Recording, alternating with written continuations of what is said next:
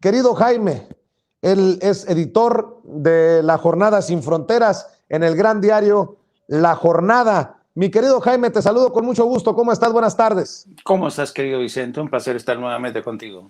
Oye, Jaime, me llama mucho la atención una declaración que hace el presidente Andrés Manuel López Obrador y que literalmente nos puso a muchos del coraje, literal, con mucho respeto lo digo, a hacer chile con la cola, como decía mi nana, que en paz descanse. Estas son las declaraciones del presidente Andrés Manuel López Obrador sobre la COFECE, este órgano independiente que le da control de un yacimiento de litio al gobierno chino, un yacimiento en Sonora, en Bacanora.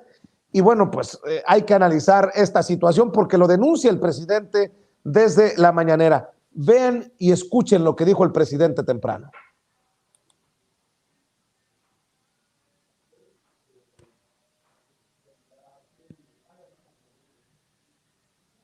Vamos a ver si tenemos las declaraciones del presidente Andrés Manuel López Obrador. Por aquí vamos a ver si lo tenemos. Creo que mi querido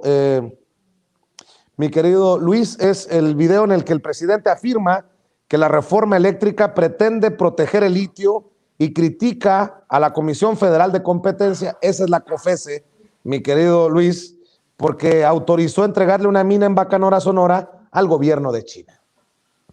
El litio, que es importantísimo, porque es un mineral estratégico. ¿Cómo estará la situación del litio?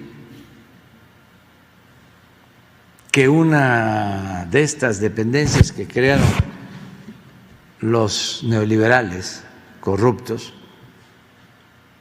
la llamada Comisión de Competencia Económica, que la crearon para proteger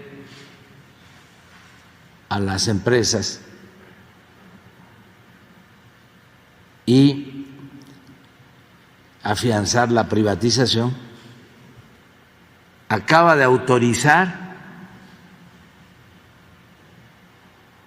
que se lleve a cabo una operación donde una mina en Bacanora, Sonora, pase a ser propiedad del gobierno chino. Imagínense eso. Nosotros no queremos que el litio lo manejen potencias extranjeras, ni de Estados Unidos, ni de China, ni de Rusia. El litio es de los mexicanos. Pero fíjense el nivel de perversidad que hay en todo esto. ¿Por qué crearon estos organismos supuestamente autónomos?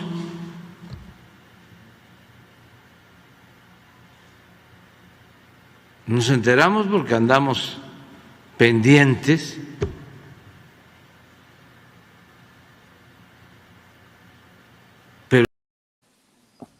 Perversidad, dice el presidente Andrés Manuel López Obrador desde la COFECE, de ese tamaño el jaloneo por el litio y lo que se viene, mi querido Jaime.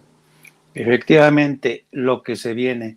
Mira, esta historia que yo quiero que requiere de un contexto. Mira, desde el pasado año, en agosto del 2021, la empresa Bacanora Lithium, que era de propiedad británica, pasó a manos de Ganfeng Lithium, que es una empresa propiedad del Estado chino. Desde aquel entonces, alguien soltó la alarma diciendo lo que ya se sabía en el mercado, que China estaba lanzando una carrera frenética para hacerse con el mayor número de minas de litio. ¿Por qué? porque China se quiere convertir en el productor número uno de los automóviles eléctricos. Y en esta competencia con Estados Unidos está tratando de asegurarse el mayor número de yacimientos. Lo está haciendo en Chile, lo está haciendo en Bolivia, lo está tratando de hacer en Argentina. Entonces, en este contexto se da esta batalla por los yacimientos de litio que han sido autorizados en el caso de México por la COFESE. Yo creo que el presidente ha hecho alusión más de una vez a este tema de carácter estratégico para el futuro de México, porque ponte a pensar, Vicente, que los yacimientos de litio en México van a cobrar mayor interés y mayor precio, de hecho es ya considerado como el oro blanco, porque a mayor demanda, conforme aumenten las producciones de los automóviles eléctricos, de computadoras, de teléfonos celulares, mayor va a ser la demanda de litio y entonces el precio se va a disparar. Por eso es tan importante que el Estado mexicano asuma el control de estas minas. Ganfeng, la compañía minera china, que es la más grande empresa que controla minas de litio, está en una carrera, insisto, con Estados Unidos y no sé si en este caso Estados Unidos quiera apoyar al gobierno de México, porque efectivamente a Estados Unidos no le hace mucha gracia que los chinos estén en el patio trasero, como dicen, en su patio trasero, y no sé cuál va a ser la reacción de Estados Unidos. En cualquier caso, esta es una guerra soterrada que se viene librando ya desde hace varios meses. Y yo creo que el hecho de que la COFESE haya autorizado de forma alegre esta decisión, pues habla del carácter tan preocupante, tan ligero. Esta Comisión Federal de la Competencia está actuando muy a la ligera y vamos a ver qué es lo que ocurre si se aprueba la reforma energética que modificaría la Constitución y vamos a ver qué pasaría con esa mina. ¿Regresaría a manos del Estado mexicano? ¿Qué tipo de negociaciones va a haber? Y hay que tener en cuenta que el Estado chino es muy poderoso.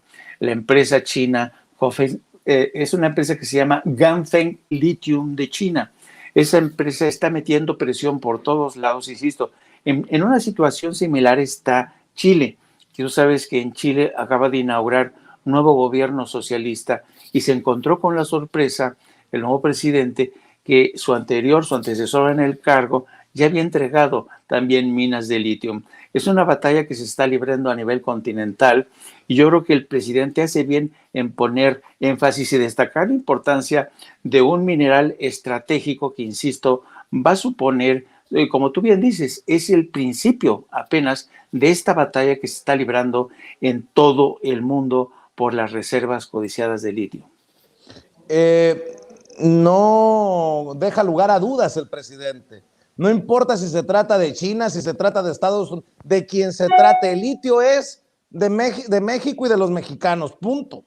Así es por eso que el presidente se refirió específicamente. Dice, no es que estemos a favor ni de China ni de Rusia, ni de Estados Unidos. Estamos a favor de México y de su soberanía sobre uno de los yacimientos más ricos, sobre todo los de Bacanora, que se supone concentran un potencial enorme.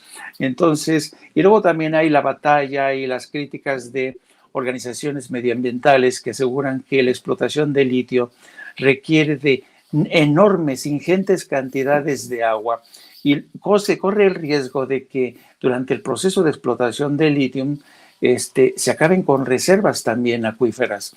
Va a ser una batalla que se va a librar en distintos frentes. En el frente, México ya está incluido en el tablero de estas grandes potencias por sus reservas, pero también las ONGs y organizaciones que defienden el medio ambiente también ya están dispuestas a participar en esta lucha. Y qué bueno que contemos con un presidente que está consciente que estas reservas de litio son y tienen que ser para los mexicanos, para garantizar de alguna manera el desarrollo y el crecimiento económico de México en los próximos 100 años. Querido Jaime, también hay que hablar de estas cosas de la vida, ¿no? Tristemente, Facundo Rosas atropella, todo parece indicar a una señora quien pierde la vida, un incidente de tránsito, y eso lleva a las autoridades a ejecutar la orden de aprehensión contra otro de los hombres cercanos a Genaro García Luna por el tema de Rápido y Furioso. Tristemente pierde la vida esta señora, pero solamente así han logrado dar con él la Secretaría de Marina y la Fiscalía General de la República, Jaime. Resulta irónico que un hombre como Facundo Rosas, que es un hombre que si tú revisas su trayectoria, parece ser que es un hombre que ha ido a trompicones, tropezándose, topándose de bruces con escándalos, con vínculos con el crimen organizado, con declaraciones de testigos protegidos, que lo han señalado desde hace mucho tiempo como un interlocutor clave con el crimen organizado, específicamente bajo la presidencia de Felipe Calderón y bajo el comando, la dirección de Genaro García Luna. Facundo Rosas ha sido señalado en numerosas ocasiones por sus vínculos con el cártel de los Beltrán Leiva, con la Barbie. Era de alguna manera este hombre el interlocutor con el crimen organizado, era el hombre que mantenía este gozne de interlocución con el presidente de México, Felipe Calderón, y también pues es considerado como un hombre que se enriqueció, y parece mentira, ¿no? A mí todavía no me queda claro, si te soy honesto, cómo es que se produjo este accidente de la mañana. Sabía que lo perseguían, sabía que lo seguían, se puso nervioso, porque no es la primera vez que Facundo Rosas tiene un accidente que implica el atropellamiento de una persona. Hace no mucho parece que atropelló a una persona de la tercera edad. Por eso digo que es un hombre que ha ido de trompicón en trompicón, tropezándose con esto, tropezando, pero casi siempre estos tropiezos resultan en tragedia, con muerte de inocentes, con escándalos que apuntan a sus jefes directos, en este caso a Genaro García Luna. Y yo creo que es pertinente que también se le considere como sospechoso y se le detenga por el caso de Rápido y Furioso, porque no cabe duda que Facundo Rosas era, como te digo, el interlocutor frente al crimen organizado. Hay que tener en cuenta que según las investigaciones del Departamento de Justicia, desde el año 2007, fíjate, desde el año 2007, México y Estados Unidos colaboraban en este tráfico de armamento, primero con la operación de White Receiver, que se traduce como operación abierta, y después con la operación de Rápido y Furioso. Desde el 2007 hay testimonios. Acuérdate, Vicente, que yo cubrí todas y cada una de las audiencias de Rápido y Furioso en el Capitolio. Todas. Entonces yo recuerdo perfectamente que desde las investigaciones que se inician para tratar de, porque acuérdate que estaba en campaña la reelección Barack Obama, y los republicanos consideraron que era un buen momento para atacar a Obama con el tema de Rápido y Furioso. Fue gracias a esa investigación que se descubrió que no solamente era Rápido y Furioso, sino White Receiver y otra operación que se llamaba la Operación Hernández. Y desde entonces se supo que el gobierno de George Bush y después el gobierno demócrata estaban en comunicación directa con el gobierno mexicano para tratar de establecer, para tratar de descubrir la ruta de suministro de este armamento. Pero claro, lo que nunca se reveló es que el crimen organizado compartía información con el gobierno de México, Facundo Rosas, Genaro García Luna, y eran estos gentes los que les decían a los del crimen organizado: ojo con este cargamento, traen un chip. Y era muy sospechoso que una vez que ingresaban a territorio nacional, se les quitaban el chip y las armas se perdían. Y no es sino hasta el asesinato del agente de la patrulla, Brian Terry, que los republicanos les da la curiosidad de investigar, aprovechando la coyuntura de la campaña, la reelección de Barack Obama. Pero yo creo que de la parte mexicana nunca se quiso investigar, nunca hubo la voluntad de investigar. Pues ¿por qué razón? Porque tanto Enrique Peña Nieto como Felipe Calderón se lavaban las manos mutuamente.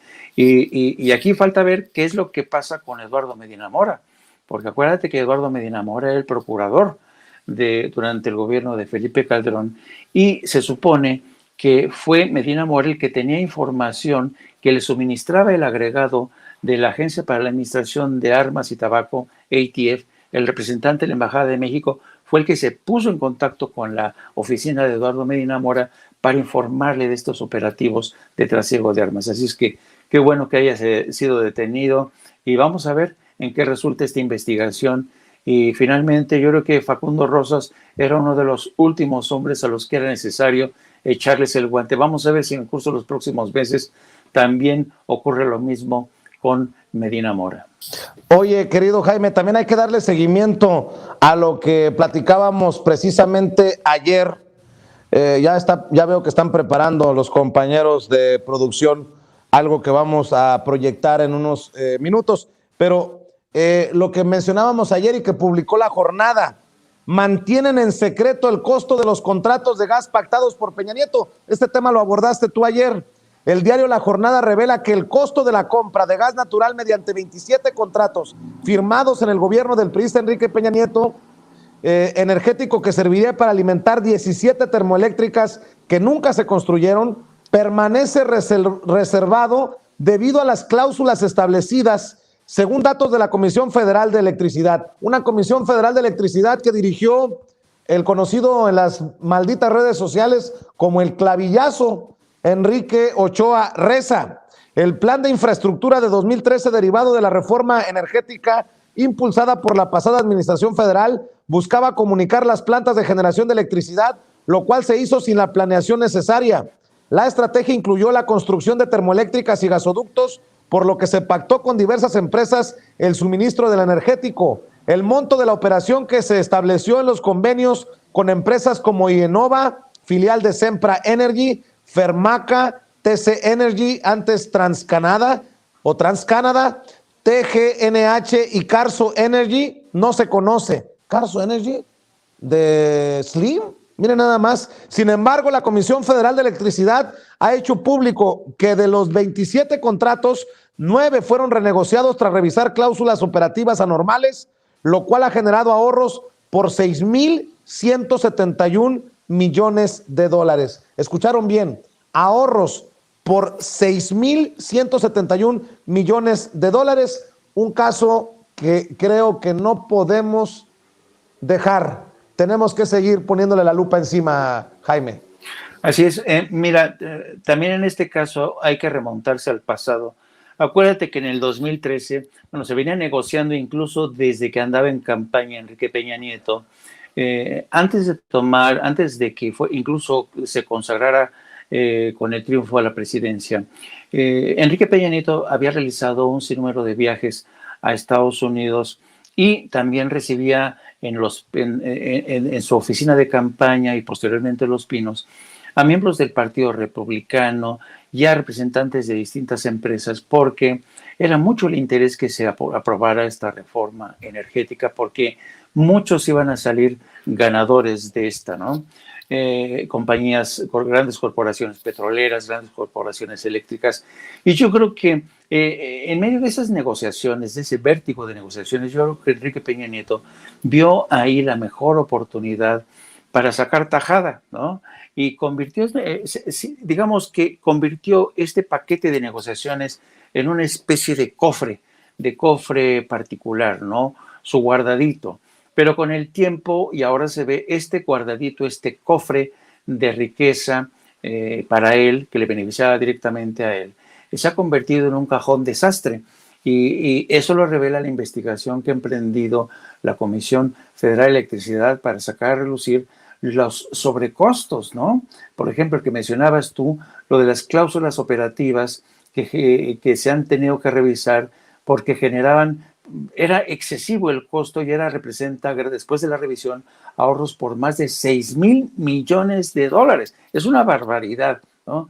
Entonces, por primera vez yo creo que ya ves que se había ido de rositas Enrique Peña Nieto, que nadie hablaba de él, que lo trataban así como el muñequito de Sololoy, con el que nadie se iba a meter. Estas investigaciones son muy serias, revelan una maraña de intereses creados, y qué bueno que se dan a conocer. Y esto habla del nivel de corrupción que se vivió durante el sexenio de Peña Nieto, de la miríada de intereses corporativos, y por qué ahora tenemos encima esta campaña brutal que se ha servido y se sigue sirviendo de medios de comunicación corporativos como Reforma, El Universal, en la que los columnistas, los periodistas han demostrado una vez más que durante casi 12 años que duró esta pesadilla, se fueron a la cama con el poder político y el poder corporativo.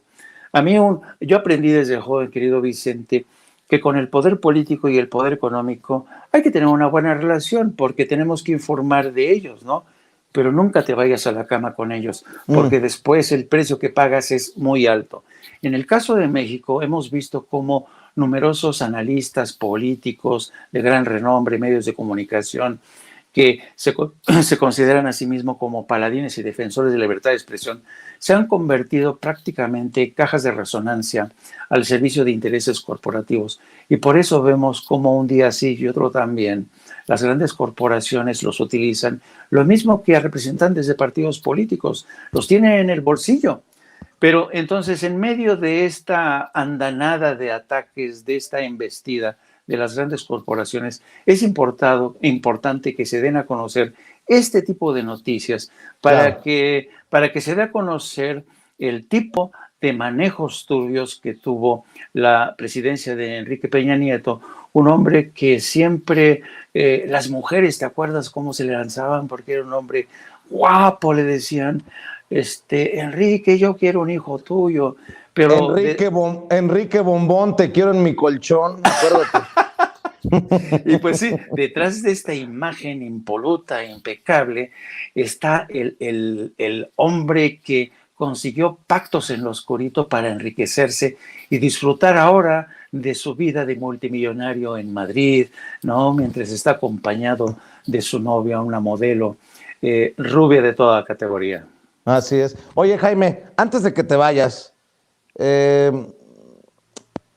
quiero rescatar algo que dijo el presidente Andrés Manuel López Obrador, porque es importante por lo que estás mencionando, que nos vayamos quitando las máscaras, que la gente también tenga acceso a la información que determine si un medio de comunicación es honesto, es imparcial, es protector de intereses inconfesables, si un medio es chayotero, para que entiendan cómo es que vienen las cosas.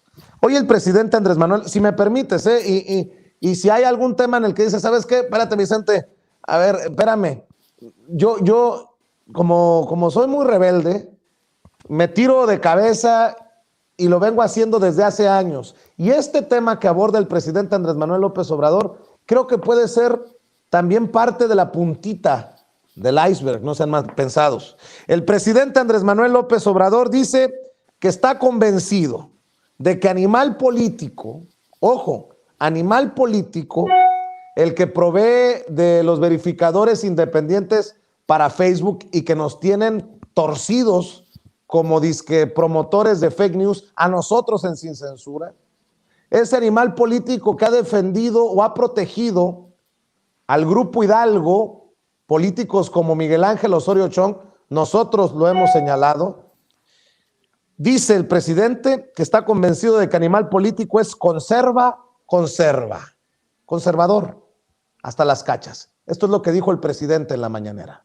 Medios. Hay uno que no nos quiere nada porque recibían dinero con Peña.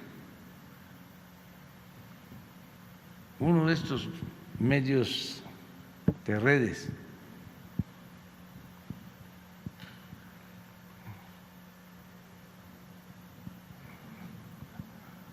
hay uno que se llama Sin Embargo, pero hay ese, ahí está. También ese, no, ese está todavía, el Sin Embargo es semiobjetivo, animal político. Ese es conserva.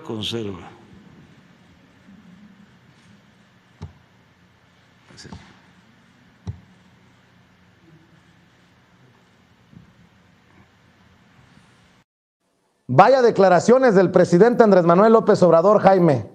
Sí. De Animal Político dice, son conserva, conserva.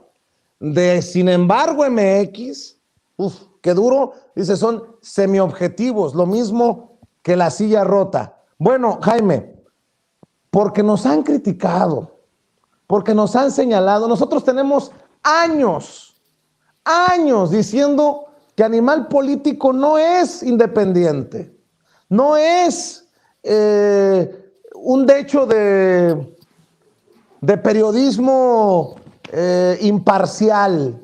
Ojo, desde hace años, este video que le voy a presentar es de los archivos. Ojalá que lo vea el presidente, ojalá que se entere el presidente, pero este es un archivo de hace 2, ya casi 3 años. Señor presidente, desde hace 2, 3 años venimos señalando lo que afortunadamente usted hoy confirmó en la mañanera. Vean y escuchen, obviamente, con menos canas, menos arrugas, pero esto es lo que vengo señalando.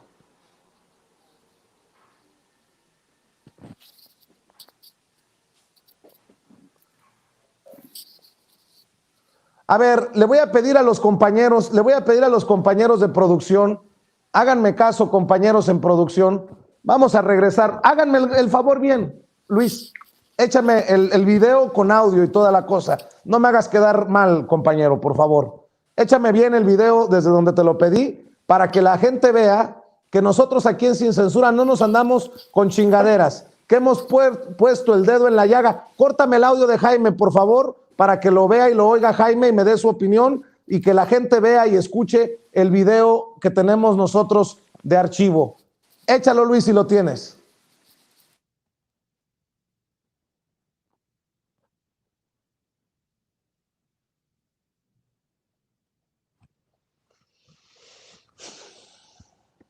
De una campaña en México y sobre todo a través de Facebook, desde aquella campaña política rumbo a las elecciones a gobernadores. Luis, ese no es el inicio del video. Te pedí el inicio del video desde donde lanzo la investigación, mi querido Luis. Les ofrezco una disculpa a ustedes que nos están viendo y escuchando, pero a veces se me revelan precisamente los compañeros. Lo veníamos platicando desde hace un rato, cómo le íbamos a mostrar a usted, bueno, de esas cosas toda la vida, lo mismo en el equipo de producción, que a veces me hacen quedar mal. Compañeros, no me hagan estas cosas, hombre. Yo que me paro la nalga, yo que me paro el pinche cuello, no sé cuál sea el video primero, Luis, si el A o el B, pero hay una introducción que hace Toño. Por favor, Luis, échame la mano para que vea la gente. Ya, hasta la burla de muchos. Gracias, compañeros. Gracias. Chihuahua, hombre. Aquí cuando ustedes estén, ándele. Sin Censura. Soy Vicente Serrano. Gracias por permitirnos hablarle como los chayoteros no se atreven, no les interesa o no les conviene porque no van a morder la mano que les da de tragar. El presidente Andrés Manuel López Obrador ha establecido desde el inicio de su gobierno una separación del poder político del poder económico. Muchos aseguran que lo ha conseguido. Por eso yo pregunto, en los medios de comunicación, ¿también debe buscarse una separación del poder político del poder mediático? ¿Será que hay personajes políticos de esos odiados, señalados por el mexicano de a pie, con la mano metida en salas de redacción, en donde se toman las decisiones de lo que se publica o no, de a quién se golpea o no? Pregunto. A nosotros nos importa, porque somos medios alternativos, independientes, digitales. Déjeme exponerle el caso. El sitio Animal Político es juez y parte de la valoración de los contenidos que son publicados en Facebook en México. Aprueba o desaprueba los contenidos del resto de los medios digitales con el atenuante adicional de que pertenece a un empresario cuya familia ha estado ligada por décadas a políticos priistas en Hidalgo. Desde hace tiempo hemos denunciado que somos blanco de una campaña en México y sobre todo a través de Facebook, desde aquella campaña política rumbo a las elecciones a gobernador en el Estado de México que terminó ganando Alfredo del Mazo. Nos limitaron nuestro tráfico y terminamos sufriendo a través de Facebook una limitación definitiva que nos lleva a no recibir un solo centavo de monetización en la plataforma. ¿Quiénes están detrás de esto? ¿Por qué ocurre? ¿Quién sabe? Pero lo que estoy a punto de revelarle creo que es importante para muchos. Usted debe de saberlo. Dice Facebook que en algunos países trabajan con verificadores de datos externos que están certificados por la organización no partidaria internacional Fact Checking Network y que le ayudan a identificar y revisar las noticias falsas. Eso es lo que dice Facebook. Lo que quizás no sepa Facebook es quiénes son los propietarios de Animal Político, que forma parte de Grupo Editorial Criterio, también integrado por el sitio regional Criterio Hidalgo y Newsweek en español. Al poder validar qué contenidos son dignos o no de publicarse en Facebook, Animal Político incurre en un probable conflicto de interés de competencia que le permitiría condicionar la publicación de contenidos y o amplificación de sus competidores. Dicha verificación se sustenta en el protocolo de Facebook denominado Verificación de Datos en Facebook, que deben saber los editores, que dice, por ejemplo, lo siguiente: se reduce la distribución del contenido si se considera sospechoso. En este caso, para Animal Político o la agencia francesa AFP, los dos verificadores de Facebook en México. Aparece más abajo en la sección de noticias y está acompañado de artículos relacionados de los verificadores de datos. Si las personas tratan de compartir el contenido, reciben una notificación con información adicional. También reciben una notificación si un verificador de datos evalúa el contenido después de que ya lo hayan compartido. Así lo dice la red social. En pocas palabras, el sitio puede fichar a cualquier sitio o fanpage del país y bloquear su capacidad de estar al alcance de la audiencia e incluso generar ingresos derivados de esa interacción. Animal Político, fundado y dirigido por el periodista Daniel Moreno, pertenece al empresario Gerardo Márquez Camacho. Primero, hay que acotar que Daniel Moreno trabajó en el diario Reforma, así como lo hizo Luis de Uriarte, quien fuera director digital de ese mismo periódico, y ahora se desempeña, tras un paso breve como director de comunicaciones de Uber, como news partner para Latinoamérica Norte de Facebook. Coincidentemente, Animal Político ha lanzado una estrategia de suscripciones a través de Facebook. Del empresario Márquez Camacho, hay que decir que es nieto de Berardo Vázquez Guzmán, empresario originario de Guanajuato, pero asentado en Pachuca, Hidalgo, quien sustentó su riqueza primero en la Zapatería La Nacional y después en la empresa Tenerías Pachuca, Tempac, dedicada a la fabricación de calzado industrial. Cimentó su crecimiento empresarial al ser proveedor principal de la compañía minera Real del Monte y Pachuca. Tras la muerte de don Everardo, Guillermo Márquez Ramírez, el padre del dueño de Animal Político, consolidó el llamado Grupo Industrial Pachuca, integrado por Tempac, Calzado Gigante e Internacional de Calzado Tempac. Amplió sus horizontes al sector inmobiliario, edificando un centro comercial en lo que entonces era conocido como el Ejido Venta Prieta. Los vínculos políticos del Grupo Industrial Pachuca iniciaron cuando Márquez Ramírez se desempeñó como tesorero de gobierno de Hidalgo bajo la administración de Guillermo Rosell de la Lama de 1981 a 1987, y así lo escribió, así lo asentó en su columna Miguel Ángel Granados Chapa. ¿Se acuerda de Plaza Pública, no? Esto lo escribió el 5 de febrero de 2002. Años después, cercano ya al entonces gobernador Manuel Ángel Núñez Soto, entre 1999 y 2005, fue uno de los beneficiarios del desarrollo Zona Plateada, de amplio valor residencial en Pachuca, hay que decirlo. Gerardo Márquez Camacho, antes de incursionar en la industria de los medios digitales, participó en los negocios de la familia, particularmente en Tempac, y se vio inmerso en un diferendo judicial con el gobierno de Andrés Manuel López Obrador, cuando el ahora presidente se desempeñaba como jefe de gobierno. El Grupo Industrial Pachuca ha sido acusado de fraude en varias ocasiones por su cliente, el gobierno del Distrito Federal que encabezaba López Obrador, a quien abastecían, por ejemplo, de botas industriales, 10,000 pares para la Comisión de Recursos Naturales de la Secretaría del Medio Ambiente. Antes de llegar a la suspensión de relaciones, El sindicato de gobierno capitalino fijaba las especificaciones técnicas del vestuario y el calzado que se entregaba, por su intermediación también a los trabajadores. Y en una suerte de retrato hablado, tales características en el caso de botas y zapatos correspondían a las presentadas por el Grupo Industrial Pachuca, señalaba el grande Granados Chapa en la misma columna. Y el periodista, quien se nos adelantó el 16 de octubre de 2011, fue más allá al señalar que en un incumplimiento rutinario, el proveedor solía entregar con demora los pedidos fincados y no respetaba las especificaciones de la licitación y los contratos correspondientes. En otra licitación, en que el Grupo Márquez no obtuvo el contrato, sino el Grupo Industrial Bismar, sin embargo, lo dio a maquilar a la empresa pachuqueña, que cobró 164 pesos por cada par, vendido, sin embargo, al gobierno capitalino en 260 pesos. Si el dueño de Animal Político tiene estos antecedentes, no sorprende que el medio no tenga reparos en ser juez y parte en Facebook, con lo que tiene a la mano las herramientas para limitar a sus competidores. Pero la familia Márquez, que rescató Animal Político de la bancarrota, tiene más implicaciones políticas y empresariales en Hidalgo que impactan en el ejercicio público y periodístico.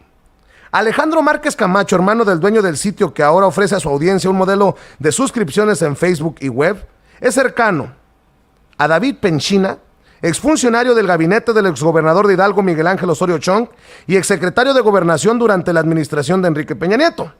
Penchina, usted seguramente lo va a recordar en una de las mañaneras del presidente Andrés Manuel López Obrador, porque así lo exhibió, fue titular del Infonavit durante el gobierno de Peña y es el personaje que el presidente Andrés Manuel López Obrador dice que ganaba más de 700,000 pesos al mes cuando estaba en el cargo.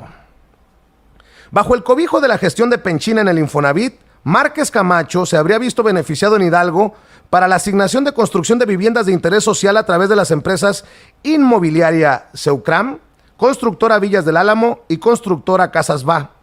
Entre los fraccionamientos que los Márquez habrían construido en Pachuca se encuentran los conocidos como Santa Matilde, San Fernando, Lomas del Álamo, Privadas del Álamo, Privadas La Hacienda o Privadas San Cristóbal, que suman unas 10,000 viviendas, según información que tenemos disponible.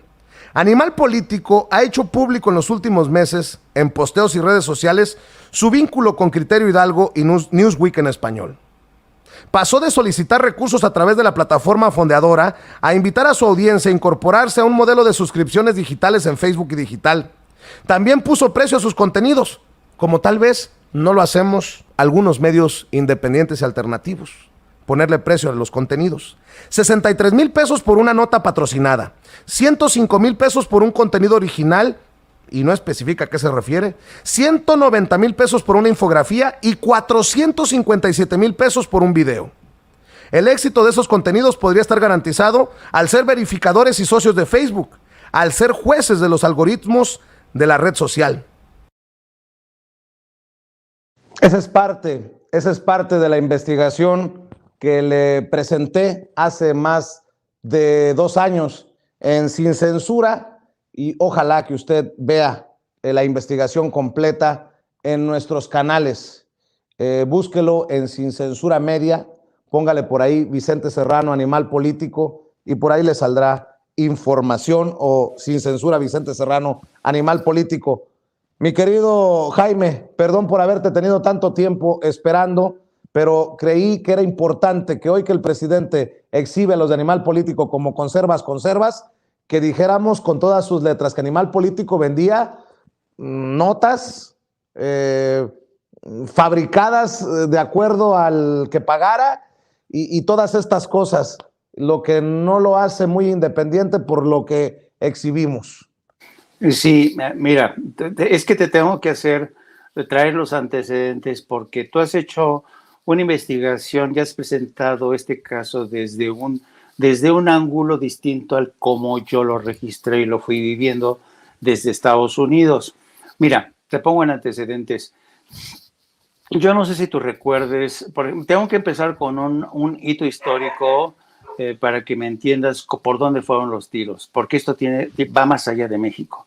Está vinculado directamente con Estados Unidos. Yo no sé si tú te acuerdas que en el año 2010 estalló la famosa Primavera Árabe. ¿Te acuerdas que empezó con un movimiento a través de las redes sociales? Empezó en Túnez, luego se trasladó a Egipto, y gracias a ese movimiento de proceso de apertura democrática, el movimiento de la primavera árabe se consiguió deshacerse en primera instancia de la dictadura de Hosni Mubarak. ¿Por qué te cito este caso? Bueno, en aquel entonces, bajo la égide o bajo la figura de Hillary Clinton, el Departamento de Estado arrancó un programa para introducir, para promover la educación de medios digitales, de periodistas, lo mismo en Cuba, que en Rusia, que en México, cuyo fin tenía precisamente promover el modelo democrático de Estados Unidos. Y yo recuerdo que en aquella época tú te podías encontrar, por ejemplo, a Daniel Moreno participando en conferencias del Banco Latinoamericano de Desarrollo en Washington, y se presentaban a sí mismos como periodistas que van a innovar el periodismo digital en México, y el Departamento de Estado y el Banco de Desarrollo Latinoamericano les daba un gran respaldo. Y a mí me llamó mucho la atención el interés del Departamento de Estado por promover este tipo de medios de comunicación digitales con un modelo de negocios que no estaba completamente resuelto. Yo creo que el modelo de negocios en el caso de Animal Político terminó mexicanizándose, pero los entrenaron justamente para utilizar medios de comunicación digitales para promover cierto tipo de agendas. Luego ves cómo estos medios digitales se fueron acomodando con intereses. Te pongo un ejemplo. Yo no sé si te acuerdas cuando cae en desgracia el Excelsior, del cual yo era corresponsal en Madrid, y me dejó abandonado a mi suerte con toda mi familia cuando colapsó, porque en aquel entonces Vicente Fox y Martita Sagún decidieron acabar con Excelsior en colaboración con varias personas, entre ellos los Olegario Vázquez Raña o los Vázquez Raña y un grupo de gentes ahí afines. Y uno de los primeros directores del Excelsior fue precisamente Daniel Moreno. Bueno, después duró muy poco, luego se fue a otros lugares y terminó en Animal Político, pero donde voy es que este entrenamiento que recibieron y este beneficio que les respaldó desde el departamento permitió formación de cuadros que después aplicaron en México con este tipo de medios digitales. Ahora bien, tú sabes que Estados Unidos ha tenido siempre esta tentación, es de una inocencia impenitente, de querer copiar su modelo democrático e imponerlo en otros países. El problema es a quienes elige como interlocutores para que esas personas se encargan de imponer ese modelo democrático, porque luego resulta que esos a quienes eligen se lían con malandros, con criminales, con mercachifles, que convierten a los medios de comunicación en otra cosa y responden ya no a los objetivos que buscaba Washington, sino a otro tipo de cosas. Entonces, a donde yo voy, yo desde siempre desconfié de este tipo de periodistas que se vendían como el último tamal en el bote, como la última Coca-Cola en el desierto, diciendo que estaban innovando el periodismo, cuando yo pertenezco a una generación donde era muy simple. El ejercicio del periodismo consiste en separar el grano de la paja y mostrar hechos, seguir fiel a la verdad, en fin, un periódico más honesto, más a ras de suelo, con reglas mínimas de ética, compromiso social, etcétera, etcétera. Pero cuando surgen este tipo de modelos que ¿saben? Son como modelos que enlataron y luego exportaron y luego se convirtieron en una especie de chiringuitos, changarritos, que, por ejemplo, me llama mucho la atención lo que decías de cómo empezaron a monetizar con reportajes. Ahí fue cuando se mexicanizó el modelo de negocios, ¿no? Pero mira, por ejemplo, otro de los capítulos muy interesantes que impulsó este proyecto auspiciado por el Departamento de Estado fueron unas elecciones parlamentarias en Rusia en 2011.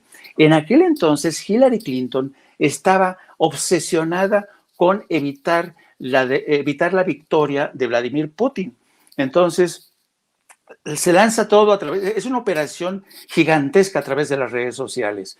Y no consiguen lo que buscaban. Pero Vladimir Putin desde aquel entonces dijo, no se lo voy a perdonar a Hillary Clinton esta operación que me hizo aquí para tratar de dañarme. ¿Y qué crees?